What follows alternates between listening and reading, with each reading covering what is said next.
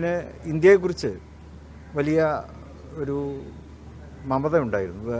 ഇന്ത്യയെക്കുറിച്ച് ഒക്കെ പറഞ്ഞപ്പോൾ ഇന്ത്യയുടെ ബഹുസ്വരതയും ഇന്ത്യയിലെ വിവിധ ജാതി ജനവിഭാഗങ്ങൾ ഒരുമിച്ച് ജീവിക്കുന്നതിൻ്റെയും പ്രാധാന്യത്തെക്കുറിച്ച് പ്രത്യേകതയെക്കുറിച്ചൊക്കെ അദ്ദേഹം പറയുകയുണ്ടായി. ഇവിടുത്തെ നാനാത്വത്തിൽ ഏകത്വം അതാണല്ലോ ഇന്ത്യയെ മറ്റു രാജ്യങ്ങൾ ഇന്ത്യയെക്കുറിച്ച് മനസ്സിലാക്കുന്നത് അങ്ങനെയാണ്. അപ്പോൾ ആ നാനാത്വത്തിൽ ഏകത്വത്തെ അദ്ദേഹം അങ്ങേയറ്റം പ്രകീർത്തിച്ച് സംസാരിക്കുകയുണ്ടായി.